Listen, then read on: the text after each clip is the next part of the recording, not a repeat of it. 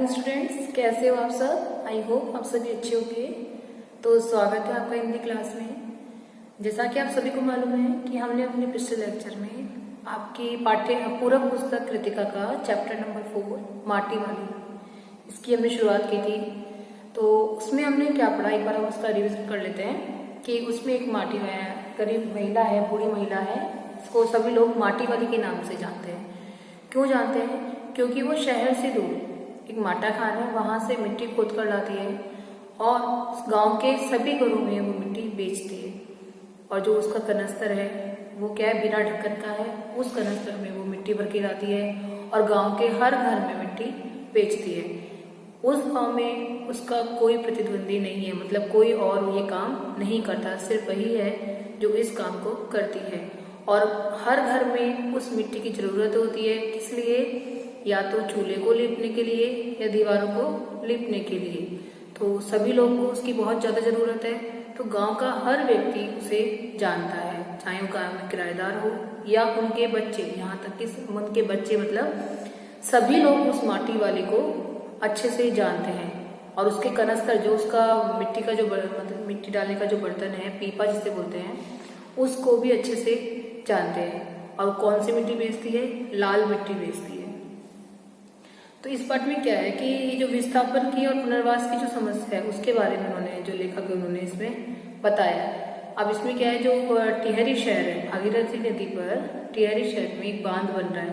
तो उस बांध के कारण क्या हो रहा है, उसकी 2 सुरंगें बंद कर दी गई हैं, जिससे क्या हो रहा है, गांव में पानी भरने लगा है। तो जो आसपास के लोग हैं उनको वहां से मकान खाली करना पड़ेगा।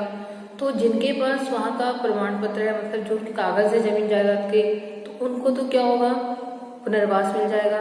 लेकिन जो गरीब हैं उनके पास कागज नहीं होने के कारण उनके सामने विस्थापन की समस्या आ रही है कि वो कहाँ रहेंगे, उनके पास कोई भी ठिकाना नहीं है। तो इसी समस्या के उन्होंने इस पाठ में बताया है। तो शुरुआत करते हैं अपने आगे वाले पाठ की। तो सबसे पहले हम देखें कि पेज नंबर जो 45 है उसमें कौन कौन से शब्दार्थ आए हैं। आज का हमारा पाठ है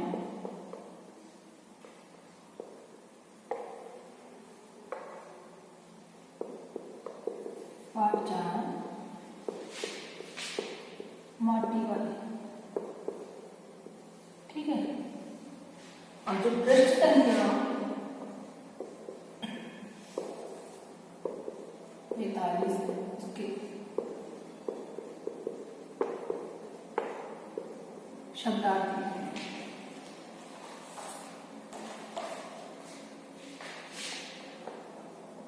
पहला है दीवान चकराना, इसका अर्थ होगा परेशान हो जाना, ठीक है। दूसरा है कांसा। कांसा का अर्थ होगा एक मिश्रित धातु, जैसे कई धातुओं से मिलकर बनाई गई धातु होती है, उसे बोलते हैं कांसा। तीसरा है पागल होना, मतलब बहुत परेशान होना।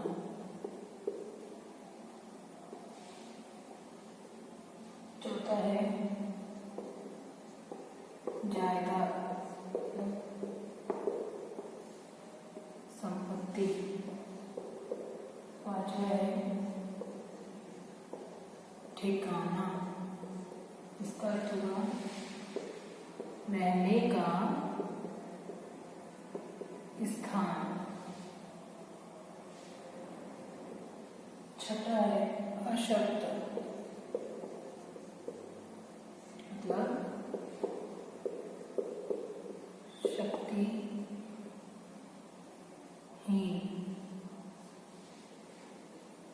सातवां है कातर, घबराया हुआ, शक्तिहीन या कमजोर भी बोल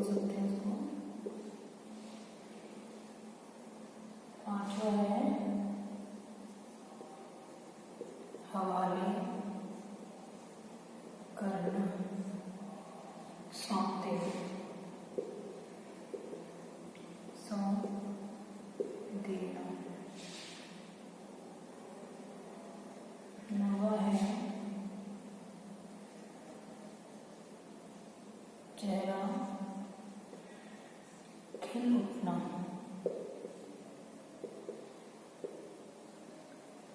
प्रसन्न होना, फिर है विभिन्न,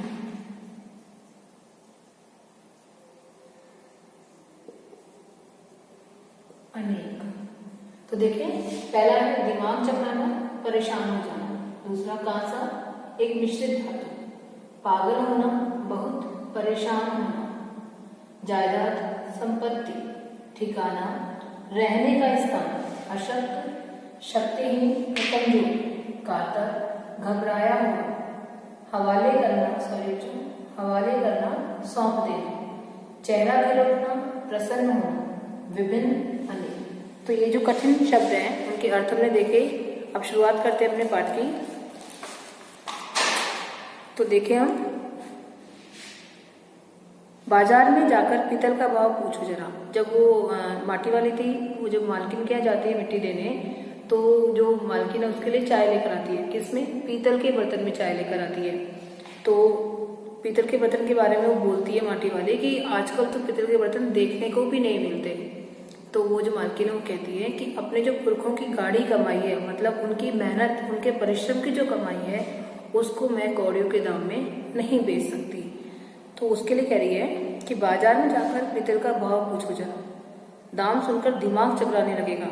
मतलब इतने ज्यादा, बहुत ज्यादा महंगा होता है पीतल, लेकिन जब ये हमसे खरीदते हैं तो हमें कौड़ियों के दाम में, मतलब बहुत कम दाम में हमसे ले जाते हैं।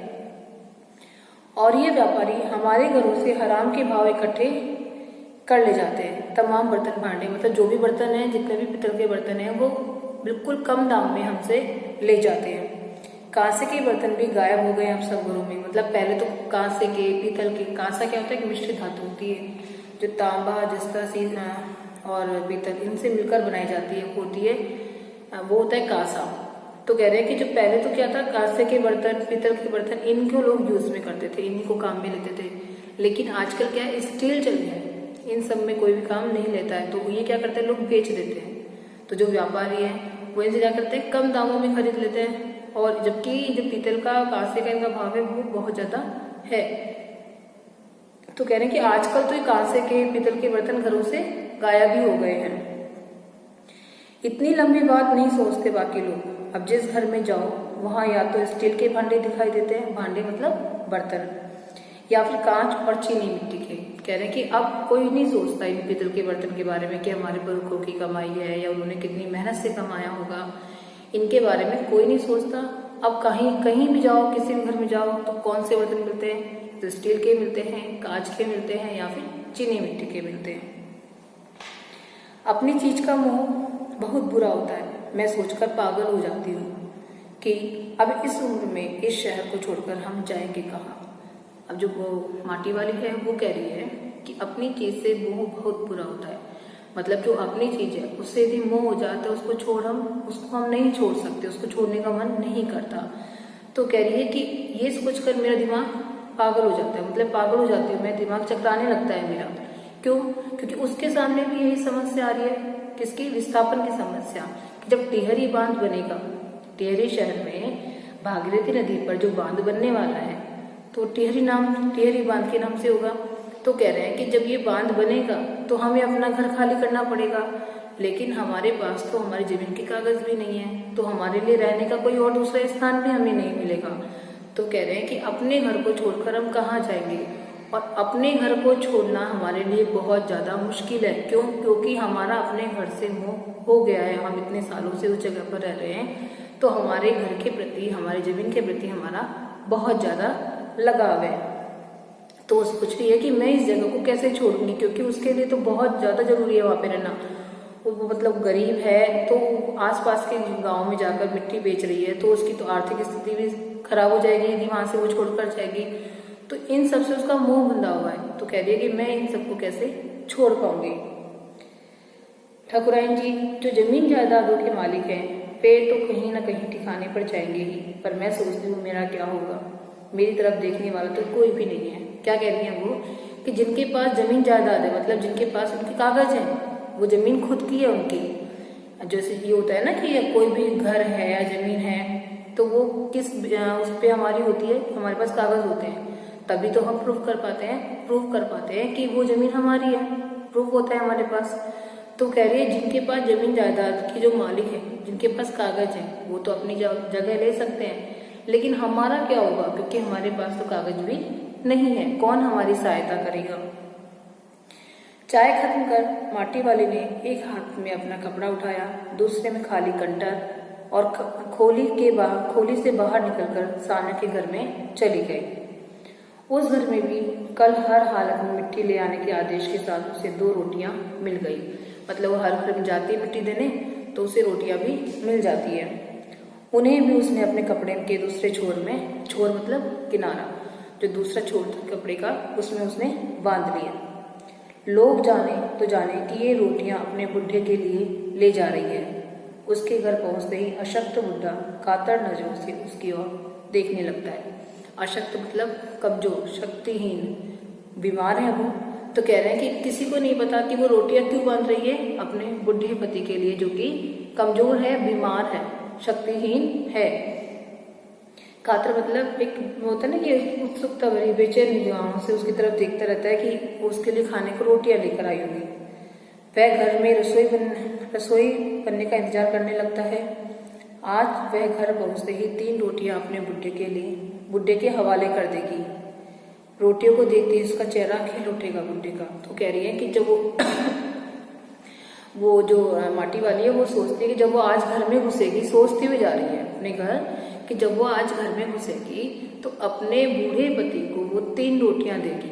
और 3 रोटियां देखते ही उसका जो बूढ़ा पति है वो खुशी के मारे उछल पड़ेगा। मतलब उसका चेहरा जो है वो खुशी के मारे खिल जाएगा, बहुत खुश होगा। साथ में ऐसा भी बोल देगी कि साथ तो कुछ है नहीं अभी। और तब उसे जवाब सुनाई देगा, भूख मीठी कि भोजन मीठा। मतलब कह रही है कि जब वो 3 रोटियां देगी तो बहुत खुश होगा, लेकिन साथ में ये भी कह देगी कि साथ नहीं है।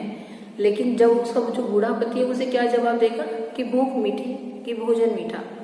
तो ये पंक्ति जो आई, भूख मीठी कि भोजन मीठा, मतलब कि जब भूख हो तो चाहे कैसा भी भोजन हो, बेस्वाद भोजन भी हो तो वो भी हमें स्वादिष्ट लगता है। और जब भूख नहीं होती है तो चाहे हमारे सामने कितना ही स्वादिष्ट भोजन आ जाए, वो भी हमें अच्छा नहीं लगता। तो इस पंक्ति का अर्थ यहाँ पे यही स्पष्ट हो रहा है कि जब हमेशा भोजन से ज्यादा मीठा क्या होता है, भूख। यदि भूख होगी तो ही हमें भोजन का स्वाद हम ले पाएंगे, और भूख नहीं है तो हमें चाहे कितना ही स्वादिष्ट भोजन दे दो, हमें वो भी स्वादहीन लगेगा। उसका गांव शहर के इतना पास भी नहीं है कि कितना ही तेज चलो फिर भी घर पहुंचने में 1 घंटा तो लग ही जाता है। उसको अपने घर पहुंचने में 1 घंटा लग जाता है। रोज सुबह निकल जाती है। वह अपने घर से पूरा दिन माटा खान में मिट्टी खोदने, फिर विभिन्न स्थानों में फैले घरों तक उसे धोने में बीत जाता है। मतलब कह रही है कि वो सुबह जब निकलती है अपने घर से, उसको जाने में 1 घंटा लगता है। फिर वो कनास्तर में मिट्टी, वहां से मिट्टी खोदती है, मिट्टी भरती है। उसके बाद हर घर में, जो घर बहुत दूर दूर है, ये भी नहीं कि सारे एक ही जगह पर सारे वो हैं, तो हर दूरी पर जो जितने भी घर हैं उन एक घरों में वो मिट्टी देकर आती है। तो पूरा दिन उसे इसी इसमें लग जाता है। और वो शाम को जब दिन छिप जाता है तो अपने घर लौटती है। घर पहुंचने से पहले रात घिरने लगती है। मतलब सुबह जल्दी निकलती है और जब वो अपने घर पहुंचती है तो रात होने लगती है। उसके पास अपना कोई खेत नहीं है। उसके पास क्या है, अपना कोई खेत भी नहीं है।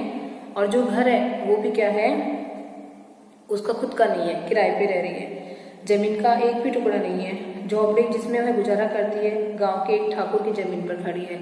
मतलब जिस जमीन पर वो रह रही है, जिस जमीन पर उसकी झोपड़ी बनी हुई है, वो भी गांव के एक ठाकुर की जमीन पर है। उसकी जमीन पर रहने की एवज में उसे भले आदमी के घर पर भी माटी को कई तरह के कामों की बेगार करनी पड़ती है। माटी वाली को, सॉरी, वो कह रहे हैं कि जिस जमीन पे वो रह रही है वो भी किसकी है, ठाकुर की जमीन है। और उस जमीन के बदले में भी क्या करती है वो, जो माटी वाली है, उसे कई तरह के काम वहां पे जाके करने पड़ते हैं। मतलब मिट्टी भी देके आना पड़ता है, घर के काम भी कई होते हैं जो उसे करने पड़ते होंगे। नहीं, आज वह एक गठरी में बदल गए अपने बूढ़े को कोरी रोटियां नहीं देगी। माटी बेचने से हुई आमदनी से उसने 1 पाव प्याज खरीद लिया, प्याज को कूट कर वह उसे जल्दी जल्दी तल लेगी। बुड्ढे को पहले रोटियां दिखाएगी ही नहीं, सब्जी तैयार होती ही परोस देगी उसके सामने 2 रोटियां। अब वह 2 रोटियां भी नहीं खा सकता, एक ही रोटी खा पाएगा या हद से 1.5। अब उसे ज़्यादा नहीं फंसता, बाकी बची 1.5 रोटियों से माटी वाली अपना काम चला लेगी।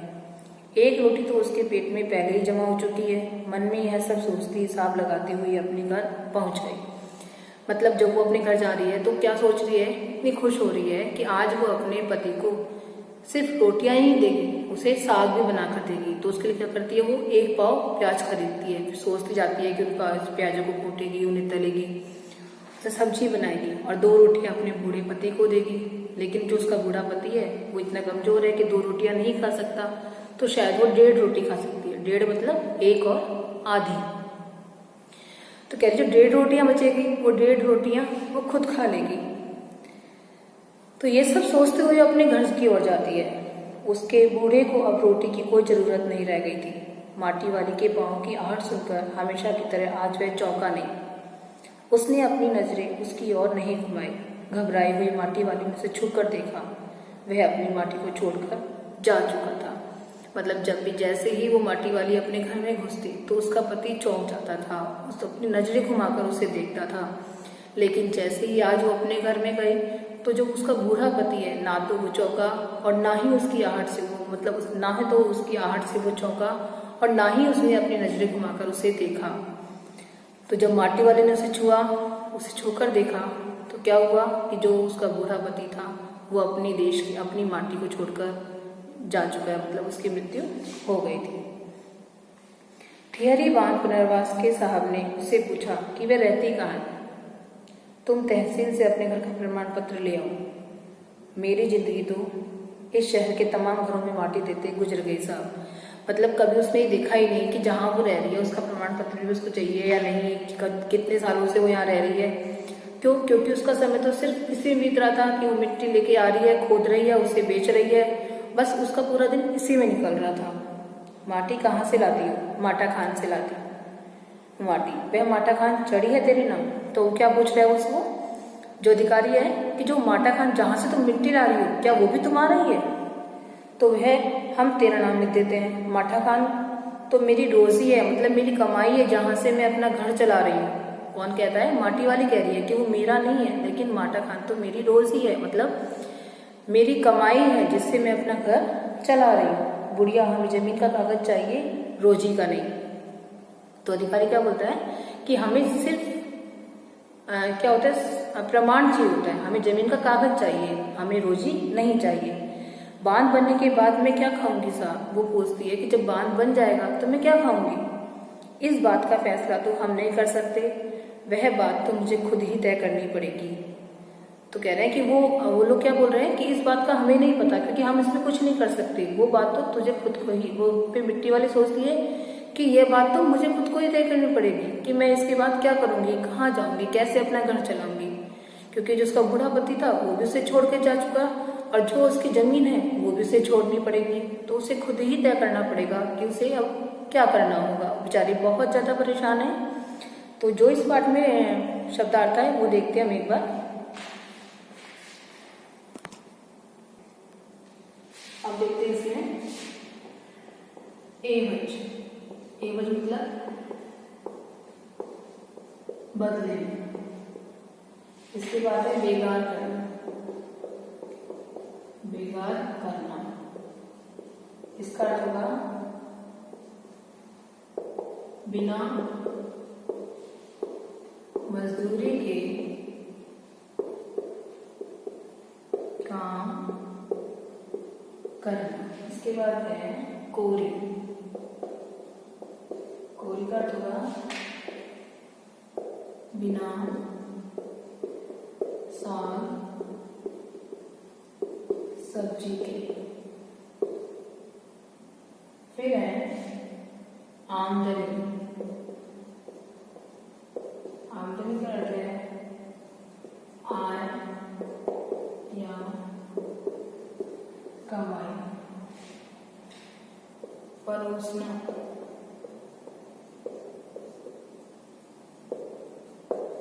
खाने के लिए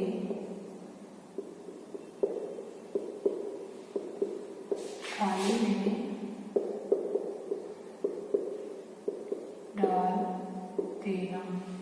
उसके बाद है हद से हट, हद से हट,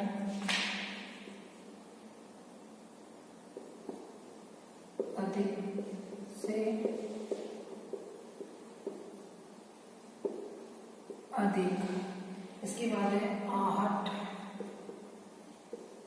आहट का अर्थ होगा आवाज।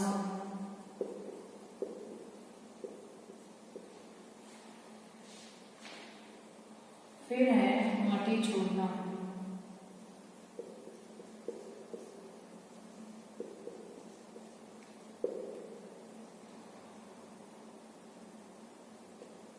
माटी छोड़ना, दुनिया छोड़ना। उसके बाद है पुनर्वास,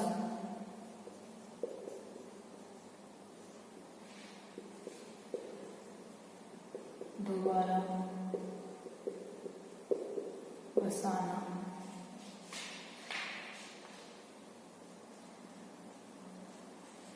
जिंदगी,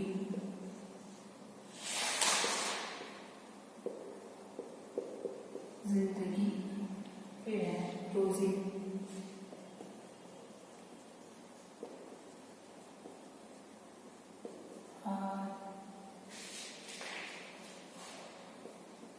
आजीविका।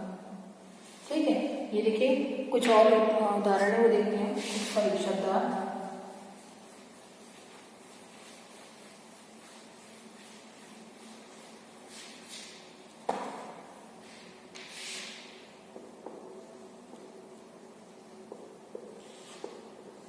तय करना, तय करना अर्थ होगा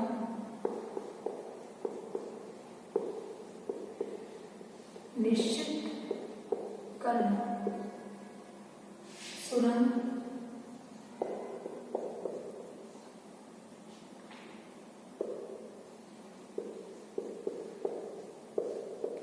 जमीन के अंदर का गोला। उसके बाद है आपाधापी मचाना। इसका अर्थ होगा हलचल होना, हलचल करना। ठीक है, उसके बाद है शमशान,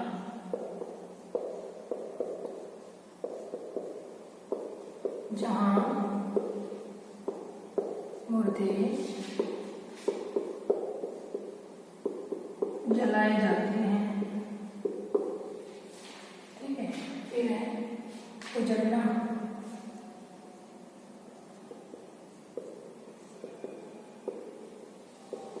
नष्ट होना। देखिए, तय करना का अर्थ क्या हो, निश्चित करना। सुरंग जमीन के अंदर का गोलाकार रास्ता, मतलब पहाड़ को काट के, जमीन को काट के उसके अंदर जो रास्ता बनाया जाता है गोलाकार, वो होती है सुरंग। आपाधापी मचाना, हलचल करना। शमशान, जहां मुर्दे को जलाए जाते हैं, वह हिस्सा होता है शमशान। उजड़ना, नष्ट होना। उजड़ना मतलब नष्ट होना, बर्बाद हो जाना। अब देखते हैं इस पाठ को, पढ़ते हैं आगे।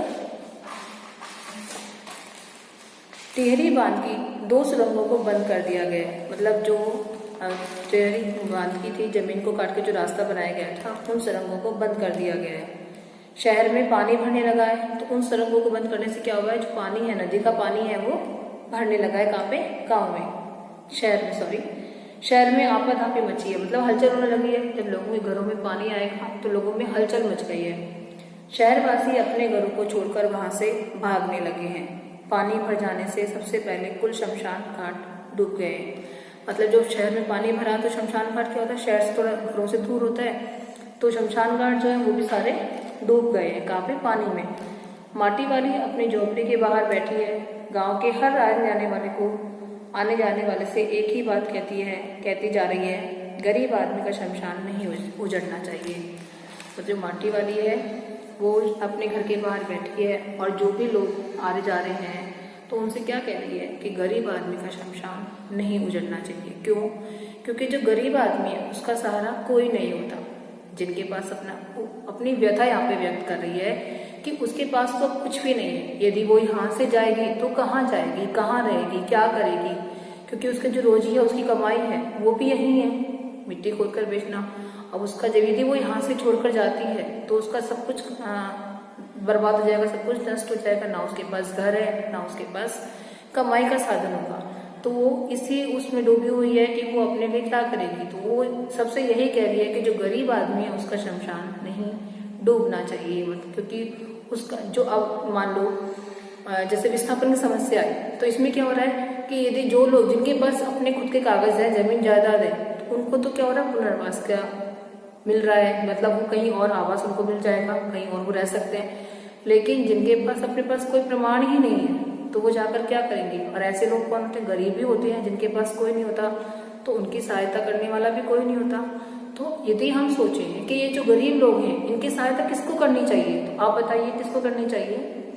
इनकी सहायता तो हमारी जो सरकार है वही कर सकती है और कोई नहीं कर सकता।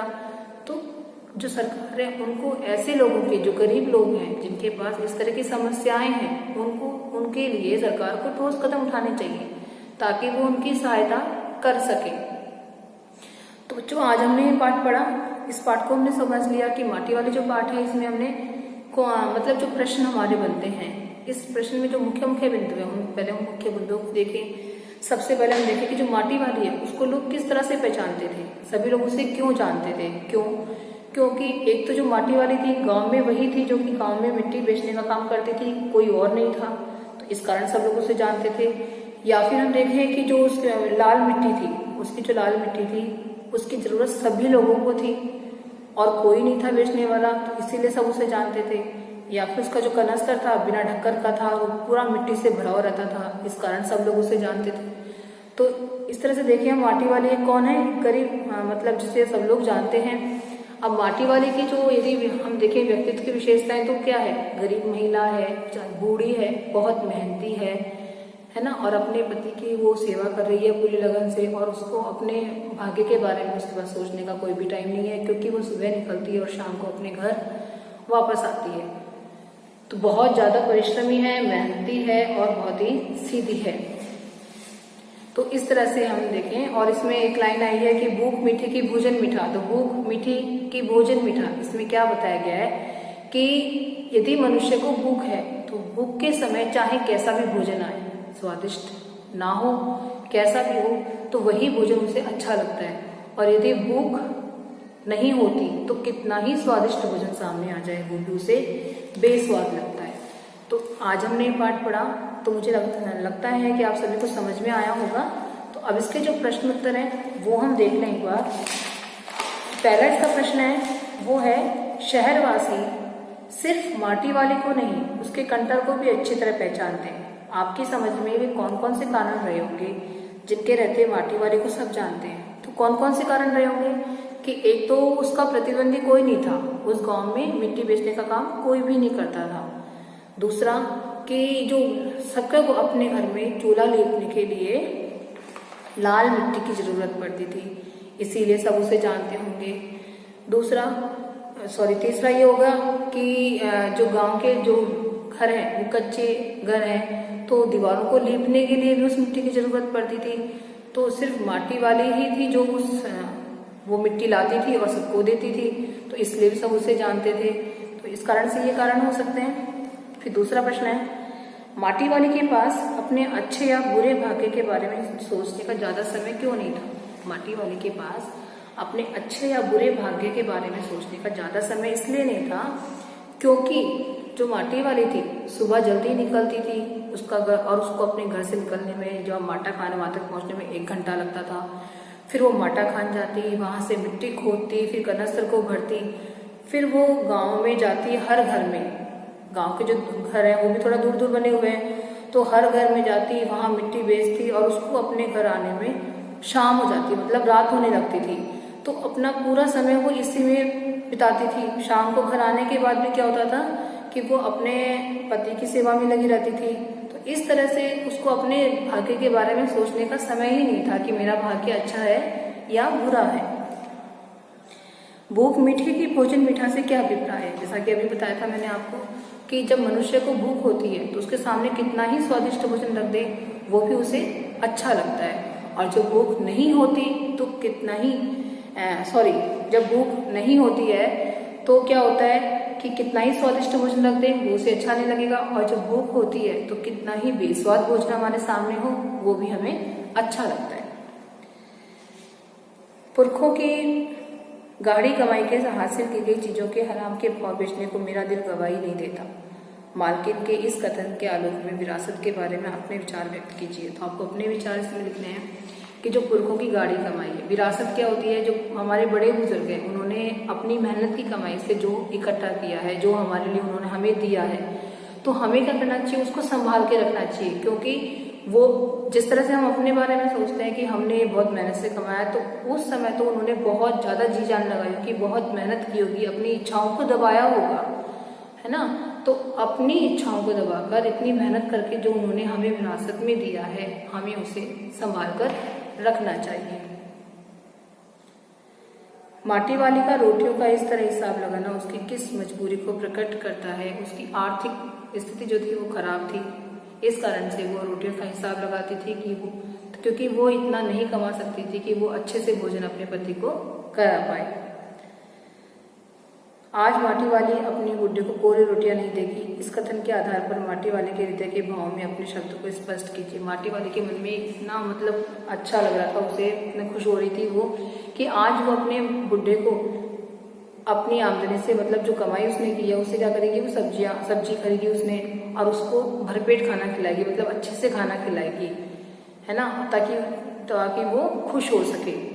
तो इस तरह उसके मन में भाव हो रहे थे, अपने बूढ़े पति के लिए बहुत खुशी के भाव उसके मन में आ रहे थे। तो इस तरह विस्थापन की समस्या जो है इस पर एक अनुच्छेद आपको लिखना है। तो बच्चों ये जो प्रश्न उत्तर हैं ये आपको अपनी नोटबुक में करने हैं। धन्यवाद।